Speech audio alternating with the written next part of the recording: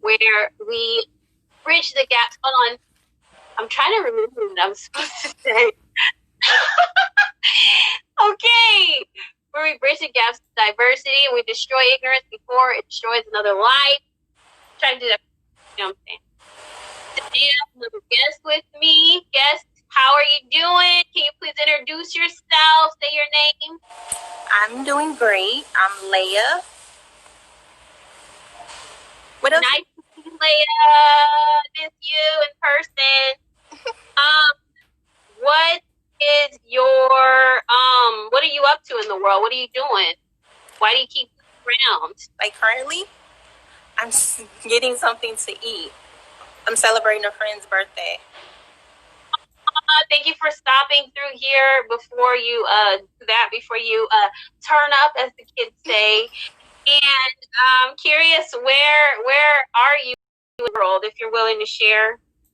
Geographically, I'm in Chicago, Illinois, in the United States of America. If we're not talking geographically.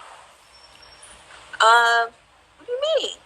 Where am I in? That's what I was trying to figure out. You said geographically, like there was another option, so I was just checking. Spiritually, I'm in my skin. That's where I'm at. Let's see here. If you're willing to share like an age range, how old would you be? What are you, north or south of? My mid-30s.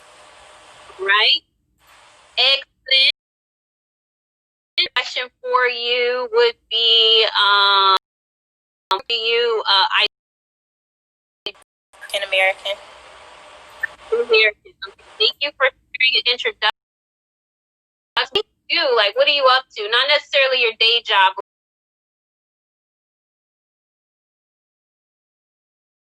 With event planning and bringing people together. So any type of social events that would just be able to find common things that people enjoy, like music, theater, spoken word, different things like that that would bring other people together is mainly my passion.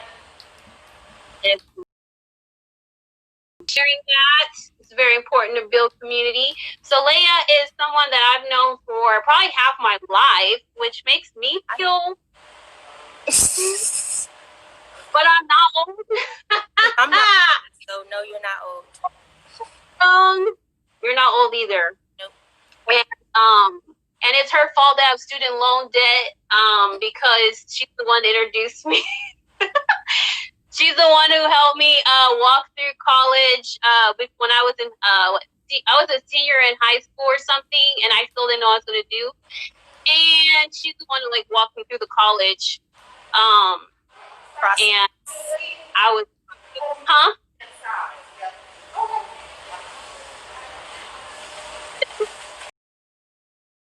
was going to go into interior design in a school in but then she introduced me to a school in Ohio, and I saw this area. I was like, that should be my major. So it's her fault. On debt. But she's definitely been influential in my life. Even I would call you one of my disciplers.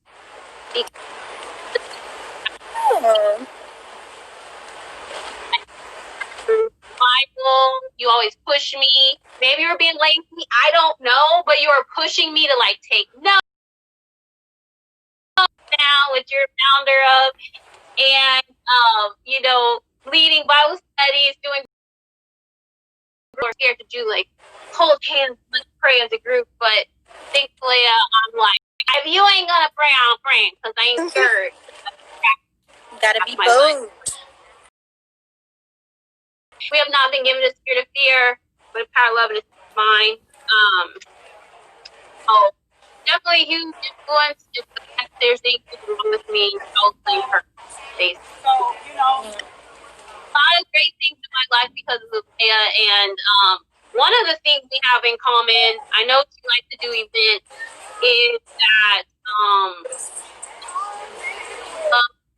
because she brainwashed me by bringing me to events all the time, keep me out of the world, get me safe with Jesus and everything. So yeah, what's one of your favorite like events you've been to? I know you send us pictures of mountains, all maybe So excited to see live. Ooh, we froze. Finally had a question and she that I went to, my phone cut out. got you. Yeah, you have to repeat the question because my phone cut out. Got you. Okay, I hear all of you now. Okay. So I was wondering, what's one of your favorite or a few of your favorite events you've been to? People you've seen live, Christian events?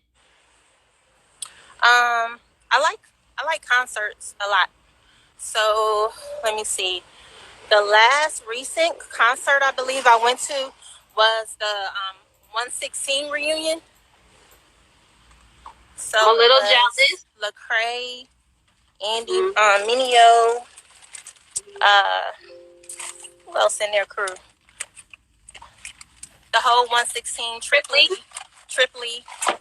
So that was like my most recent concert that I can remember before, all the pandemic hit. Wow, that must have had a lot of people there. That's amazing. I would love to have been at that concert.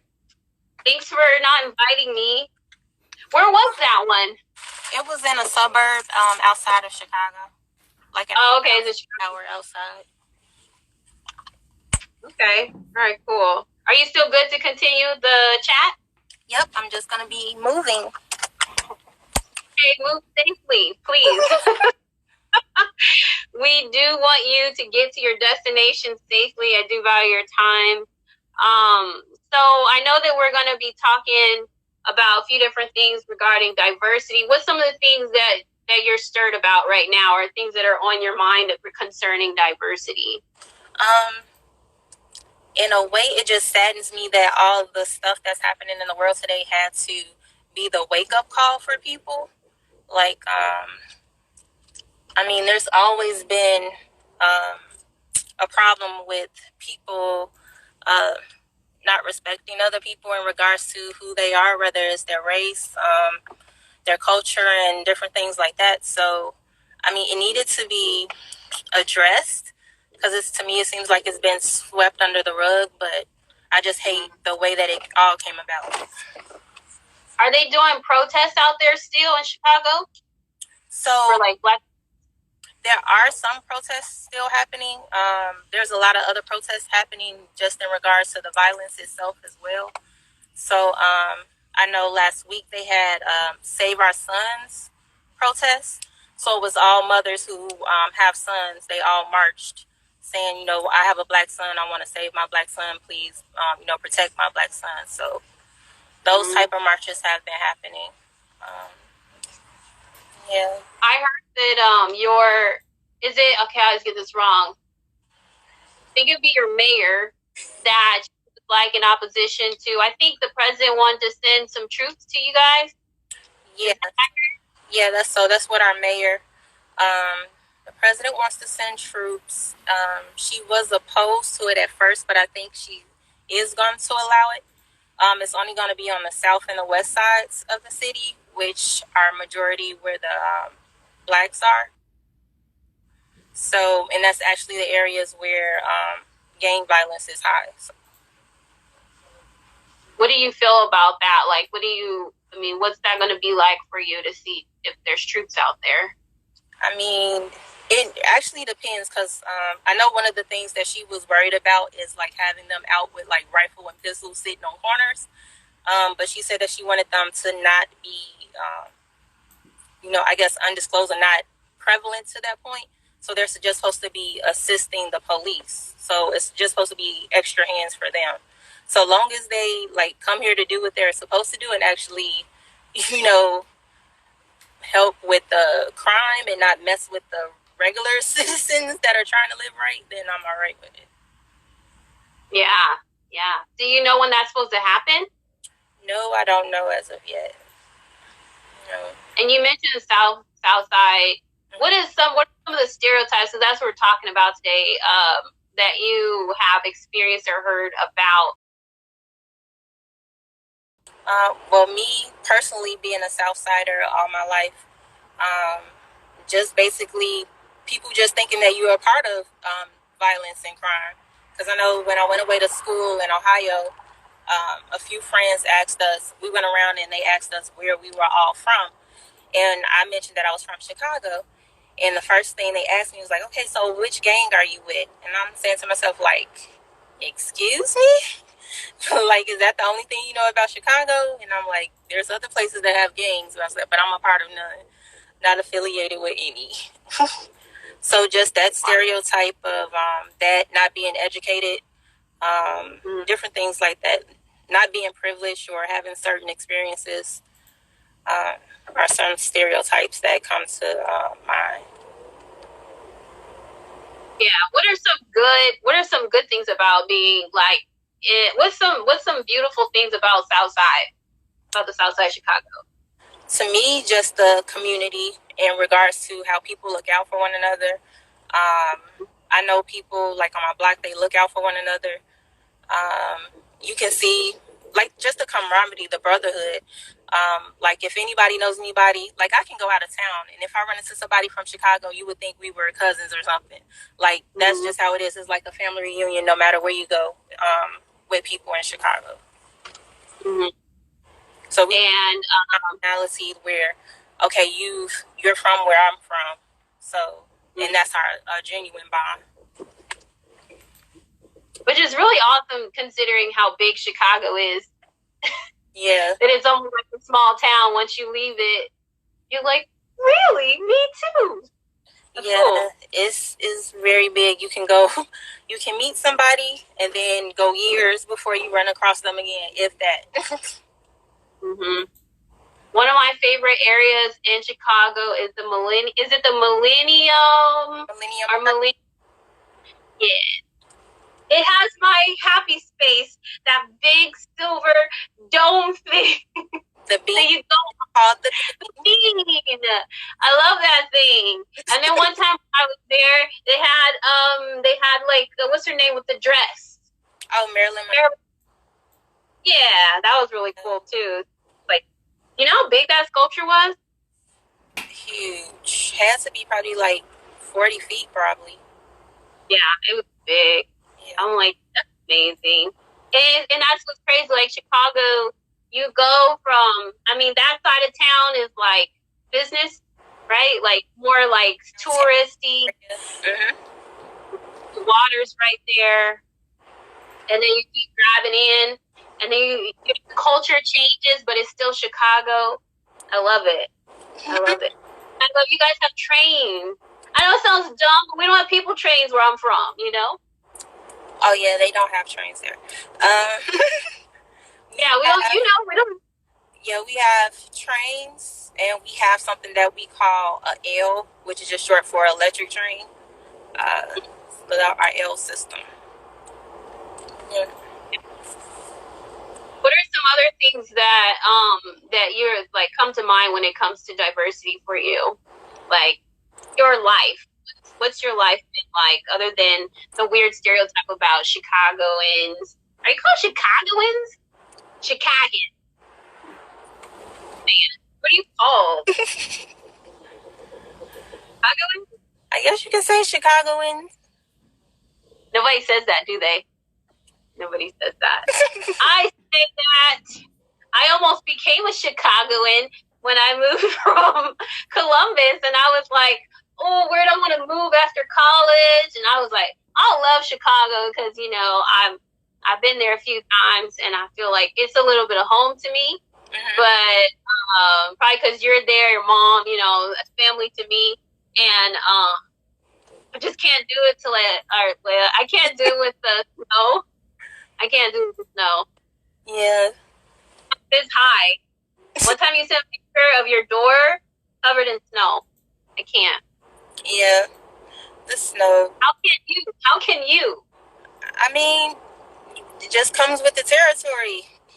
You can't really say you get used to it, but I guess you can say you get used to it. You have no choice.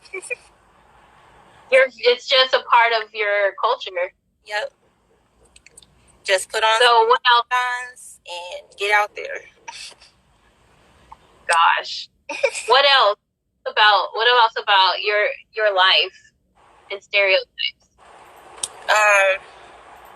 I just know, like, in one thing that comes to mind, like, growing up, I was in, 8th grade in elementary school, and we had a substitute teacher who so happened to be a cop, and we were all just sitting around working on some type of project, and she was telling us about, the process of how to become a police officer. And she was like, yeah, so to become a police officer, you really have to be able to spot a criminal right away, or somebody that would do wrong. And we was like, oh, really? And some of the kids asked her, they was like, well, in our classroom, who you think are the troublemakers? And the first person she pointed to was me. And everybody busted up laughing like, lady, you need a new career. Like, she's the valedictorian of our class, has never gotten into a fight. Like, yeah, you might want to change your career. So, I mean, like, yeah, based off of, just knowing how people judge you just based off how you look. I was kind of tomboyish back in elementary school, but, like, so maybe, I don't know. I can't even justify why she would have thought I was a troublemaker. Because, I mean, the way you dress shouldn't even justify, what your character is. But, yeah, that's one instance that always stuck with me growing up. And also, even in college, that was like an eye-opener for me because I went to a predominantly white school. So it wasn't a lot of people of color in my school. So that was something to adjust to. Going away to school, being on my own, not having any family around. So, yeah. So those are... That's so... What'd you say at the end? Oh, I said those are like main instances that happen to me that stick out in regards to like me dealing with diversity and, just molding me and knowing that, you should treat people how you want to be treated. Yeah. Good golden rule. And what's interesting is like, yeah, I know you and you're not a criminal. So I'm sorry you were you were called a criminal-ish, I guess, like as a child. What a weird experience to be what is it called? Profiled incorrectly, but nevertheless, by a police officer. Hey kids, you want to become a police officer? I like just people. I mean, that's how I would take it, knowing, my truth, if someone did that to me. But anyway, I know all officers are not like that, and I love Miss Dudley, who comes on the diversity chats every now and then, as a police officer, retired. She's amazing. But that's messed up though. Sorry to hear sad that happened to you. So I'm like, I have no whereas like she like mess up my impression of police officers. Like I have friends, I know people who are police officers, so I'm good. That's good. That's really good. I mean, it's weird because what do you think that like allowed you to not be close to police officers? Like, is there an energy in your community or your part of the world where people have a general viewpoint about the police, and like, did you adopt that, or did you have other people influencing you? See, well, coming up, police, actually, when I was younger, it was more like, okay, they protect us as somebody. It was kind of commended because we had like the program with DARE and all of that. So we were familiar with police officers. They were like our friends, I guess you could say. So it wasn't until maybe in my later adulthood where I kind of understood, like, not really got a fear, but I was more reserved about, police and the enforcement of police, especially with all of the, police brutality that had been going on. And especially since I've known people who have been, had experiences with the police like that. So, yeah. How has it been for you with, like, it sounds like the police in the area were mentors in a sense, and they were building community, which is really brilliant way to keep down hate crimes against police and everything on both sides. What about mentors for you? How Did you have any, and how did they impact your life? I wouldn't say that I really had like mentors. I just had like a strong sense of family. So like my mom, my aunts, my uncles, my grandmother, godparents, all of them like really stayed on me and being focused as being not even just like being a good student, but having character, good character. So they were like my main focus, and they always instilled in me that if I never saw anybody that I thought I should look up to, that I should become that role model that I wanted to see. So that's basically in my motto, because I deal a lot with youth. So that's one thing that I always tell them. I said, if you never see anybody in your community that you think you can look up to or that's doing right, then you be that person to do right and be a role model for somebody else and yourself. So that's basically been my drive when I'm working with the youth. Solid advice. I love that, and I love that it's been a ripple effect through your life, that you've not just adopted it for yourself, but have been able to pass it on to other generations, other people. Glad you're here. That is a really excellent way to change culture, is to be the change you want to see in the world. Can you share with us some of the community events that you've done? I know you've done fashion shows and block parties, and what the impact has been. Yes, so I actually started doing events just because I have a passion for the youth, because I know here in the inner city, a lot of the youth here don't have a way to positively express themselves. So it was kind of my way of getting them out of the house doing something positive. So I've done things, block parties, fashion shows. The fashion shows will actually be geared towards, helping them with their character and self-esteem. Because you'll be surprised why so many kids are into gangs, is because they don't have anybody there to support them. They don't have the family support system, or it's either it could even be financial, the reasons why they join gangs. So it's just being able to meet that need for them and being able to show them, there's another way of life than in the streets. Like, how do those events go? How do you plan them? How long does it take? How practical is it for other people to maybe do something like that in their community? So it's not that hard to do. It takes time and energy. And so if you don't have a passion for it, it's gonna be something that's, drooling to do. But basically the planning process comes with trying to see the need. So like we've done food drives and things like that. Like, okay, there might be a community that lacks food. So we'll come together, find different people to donate food. We'll just pitch up a tent on one Sunday in a parking lot and pass out flyers and tell people to come, get free food. Like, it can be that easy. It doesn't have to be anything drawn out.